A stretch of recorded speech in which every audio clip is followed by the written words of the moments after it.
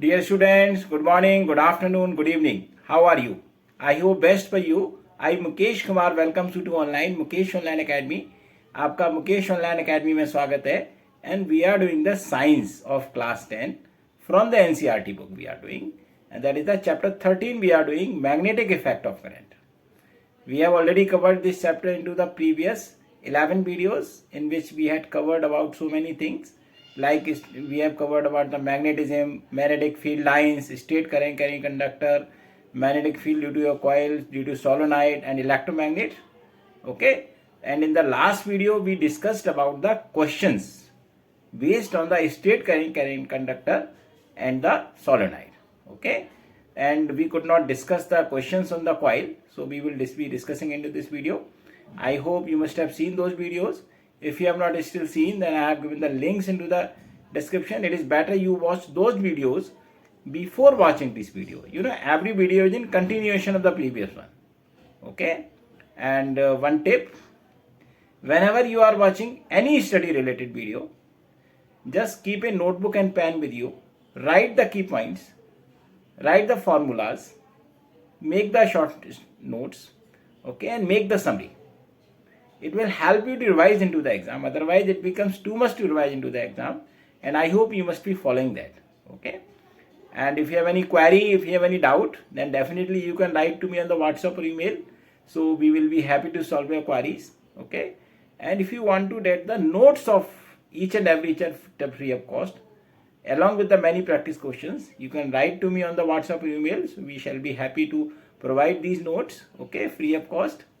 And I hope you must be getting knowledge from my videos. Kindly share it with your friends, subscribe to it, ask your friend to subscribe. And in this video, what we are going to do, the questions based on the solenoid, and we will do the magnetism in the human beings. So now let's do it. So dear students, so let's start. And in this video, we will do the questions. Okay, in the last video also we had done the questions based on the coil and based on the straight current carrying conductor. Okay, so we could not do the last solenoid questions, so we are doing in this video. Okay, so in this video we will be doing the questions related to the solenoid. Okay, so now let's do the first question. So we have the question, how can you use a solenoid to magnetize a steel bar? Okay, and we have to magnetize a steel bar as we had learned into the electromagnet and as we had learned into the solenoid. Okay, if we put a steel bar inside the current carrying solenoid, then because of the induction, since the solenoid also gets magnetized because of the current, okay, because of the magnetic effect of current, and when we put the steel bar, suppose this is the steel bar and this is the solenoid, and then when we put the steel bar like this, then because of the effect of the magnetic effect of the solenoid, by induction this steel bar also gets magnetized. Okay, so this is how we can do the magnetism into the steel bar. Okay, now answer we should write, when a steel bar is placed in a solenoid and an appropriate current is passed through the coil of solenoid, steel bar gets magnetized. Okay, now we will write the reason. Okay, so now let's write the reason. So what is the reason behind it? As I have already explained to you. Okay, the current in each turn of a current carrying solenoid flows in the same direction, due to which magnetic field produced by each turn of solenoid adds up, giving a strong magnetic field inside the solenoid. Okay, this strong magnetic field produced inside a solenoid is used to magnetize steel bar. Okay, the magnet thus formed is an electromagnet. Okay, now let's understand this by a diagram. Suppose this is the solenoid. Okay, this is the battery. Okay, this is the positive, so the current will be flowing like this. First it will go in this turn, and then it will come here, then again it will go here, then again it will come here, then again it will go here, then again it will come here, and then finally come out of it. Means what is happening? The current is flowing like this. It is going like this, then like this, then like this, then coming out. It means that in the each loop the current is flowing into the same direction. Okay, so what is happening? The each point on the loop is producing the field inside it, and this field inside it becomes uniform also, and this field inside it becomes the maximum also, because this loop is also producing the field in the same direction, this also producing the field in the same direction, this also producing the field in the same direction, or as many loops as we have, all loops are producing the field in same direction. So because of this, the field becomes too much inside the solenoid. And now this field, suppose if we put the iron bar here, steel bar here, then what will happen? Because of the induction, this iron bar will also get magnetized because it has been placed into that magnetic field. And because of that, this will also get magnetized. So this is how we can use the solenoid to magnetize a steel bar. I hope it is clear to you. Now let's do the next question. Next question we have, how can we determine the north and south pole of a current carrying solenoid by using a bar magnet? Okay, we have a current carrying solenoid whose positive and negative terminals are not known. Okay, we cannot see in which way the current is flowing, whether it is a clockwise phase or whether it is anti-clockwise phase. So in that case, we can use the bar magnet to determine the north and south pole of a current carrying solenoid. Okay, suppose this is the current carrying solenoid. Okay, and now we do not know which is the in which phase it is the current is flowing in the clockwise direction, or in which phase it is flowing in the anti-clockwise direction. So what we can do in that case, okay, we can just bring a bar. Suppose if we bring the north pole of the bar magnet towards this pole, okay, and if they are attracted to each other, suppose if it is attracting towards itself, that means this will be a south pole and this will be a north pole. Now suppose if we bring suppose this is not the case. Okay, now if we just bring the north pole towards it, then it repels. It is repelling. So that means it will be a north pole and it will be a south pole. Clear? And which is the sure test of the magnetism? Repulsion is the sure test of magnetism. Okay, because it means it is repelling, it means that there is a current also flowing into this solenoid. Clear? Otherwise, if it is just attracting both the ways, that means the current is not flowing into this solenoid.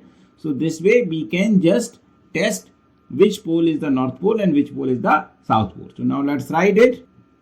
We bring the north pole of a bar magnet near both ends of a current carrying solenoid. Okay, the end of a solenoid which will be repelled by the north pole of a bar magnet will be its north pole. Okay, and the other end will be south. Okay, this is clear to you. So what do we do? Basically, we bring the north pole of the bar magnet towards the solenoid, and if this pole and this magnet is repelled, okay, by bringing this north pole near to this solenoid, that means this pole will be the north pole and this will be the south pole. and if this north pole is attracted towards it, then it will be the south pole and it will be the north pole. But you know, we cannot always be sure. The attraction is a sure test of magnetism. Okay, repulsion is considered as a sure test of magnetism, because suppose if the current is not flowing into this solenoid, then also this north pole will be attracted towards it, or then also south pole also will be attracted towards it. But if it is repelling, that means it is a magnetic, means the current is flowing into the solenoid and it is behaving like a bar magnet. I hope this is clear to you. Now the next question. Now we have the next question. What does the divergence of magnetic field line near the ends of a current carrying straight solenoid indicates? Divergence means, you can see, suppose this is the solenoid.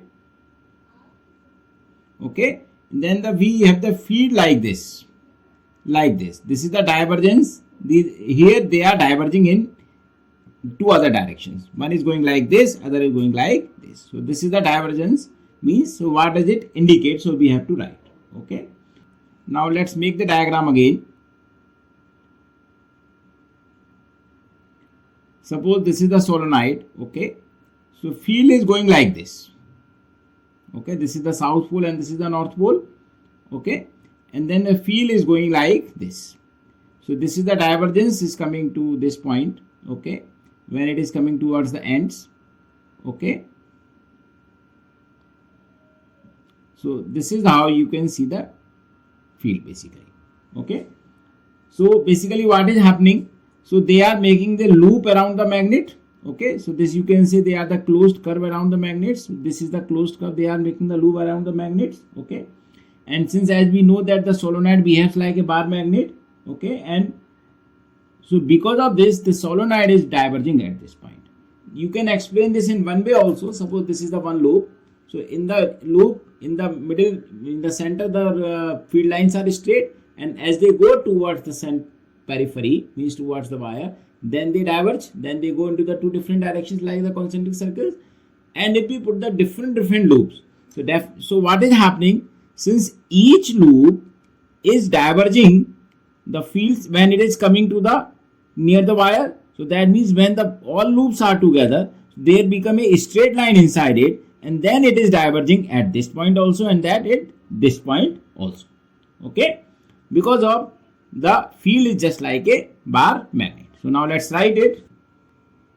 Magnetic field lines make a loop around a magnet. Okay, the solenoid behaves like a bar magnet, and due to this,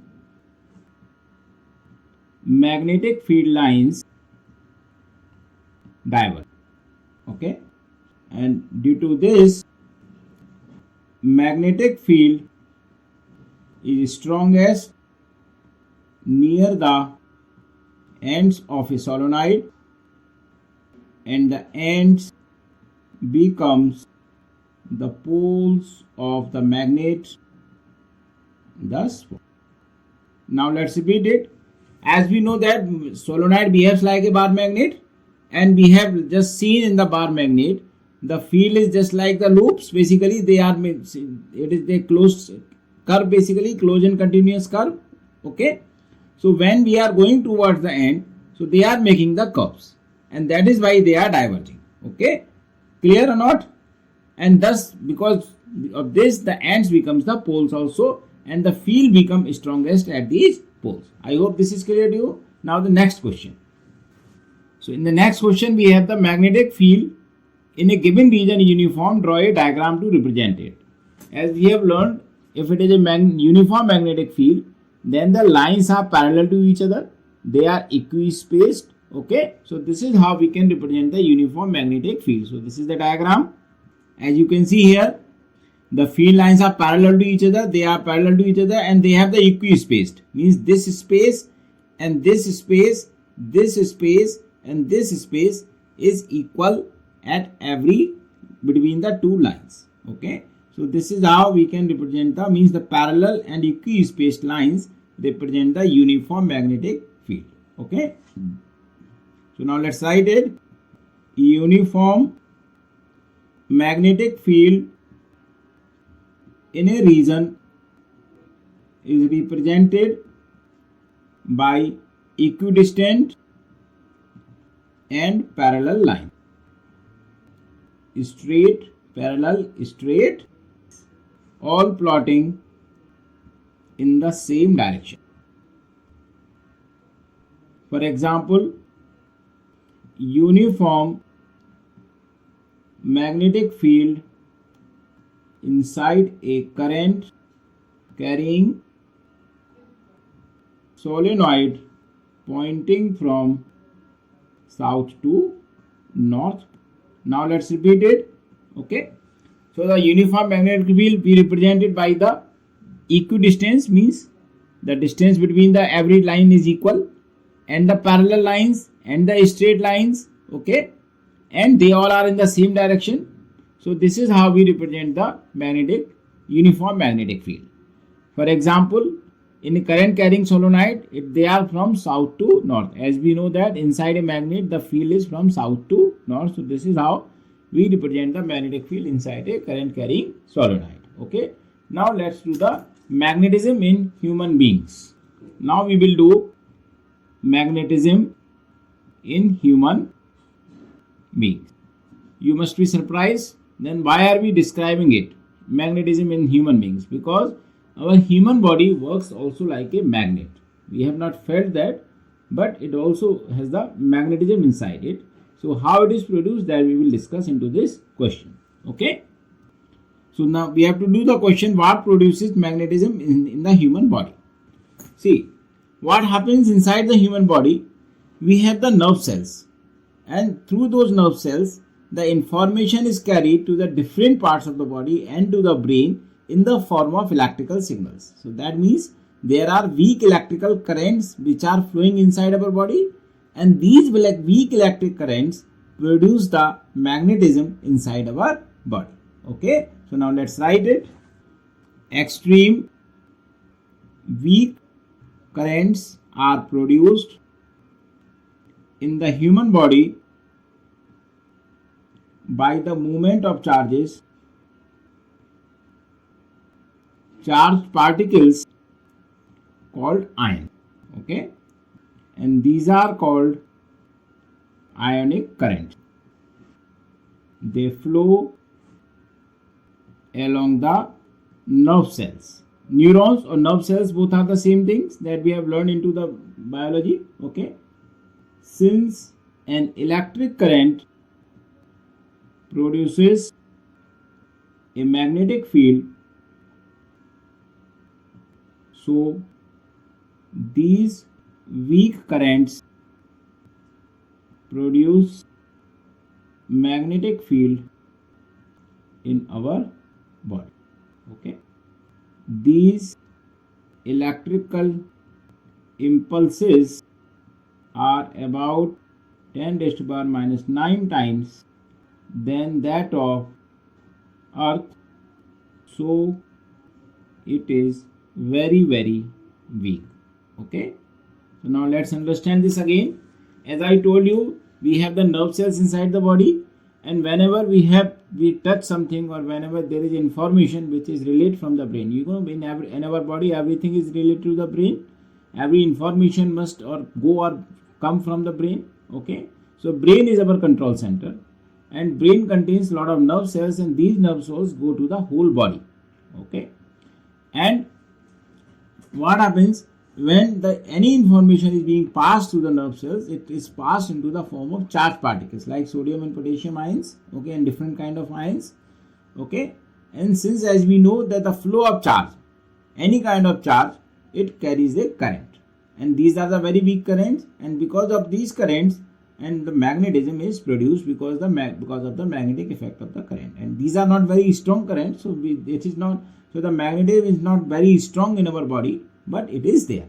Okay, but there are two organs where the magnetism is very strong. One is the brain and other is the heart, because they have brain has got the maximum amount of the nerve cells, because brain is fully composed of the nerve cells, and same way heart also has got the maximum magnetic effect. Okay, so now let's do the next question. So the question is, name two human body organs where magnetism produces significant. As I just told you, these two organs are the heart and brain. The heart and brain have the maximum magnetism in them. Okay. Now what is the magnetic resonance imaging? Just now let's do it on an extra thing. Okay. You can learn this thing extra, magnetic resonance imaging. It is called the MRI. You may have heard about the MRI or being done for the different body parts. What do they do basically in the MRI? As I told you that the human body also has got the magnetism, and there is a different kind of magnetism, particular kind of magnetism into each and every part of the body. So by comparing this magnetism to the external magnetism, we can take the pictures of that organism from their body. Even the minute areas where the X-rays, where CT scans cannot be done, this MRI can take the pictures of even that area also. Okay. So this is how the magnetic resonance imaging helps us to find the problems inside the body. Okay. So now let's write it. The magnetism produced in our body forms the basis of MRI.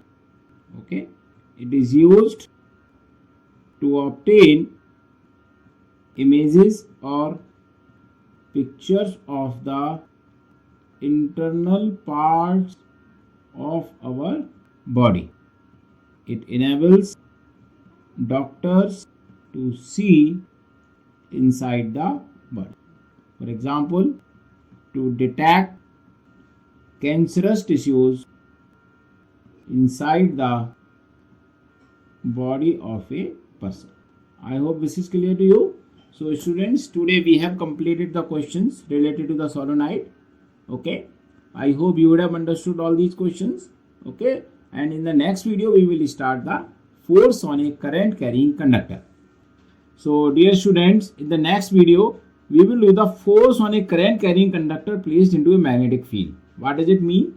Suppose this is a conductor and it is placed into the magnetic field, okay, and current is flowing through it, so it will experience the force. So that we will do into the next video. Thank you so much for your watching. Write your comments about the video, any query, any doubt about the topic into the comment box, or you can write to me on the WhatsApp or email. So we will be happy to share, we will be happy to solve your queries. Okay, I hope you must be making the key points, you must be making the summary. Making the summary is good for studies, good for revision. Okay, and I hope you must be getting knowledge from my videos. Kindly share it with your friends, subscribe to it, ask your friend to subscribe. Thank you so much.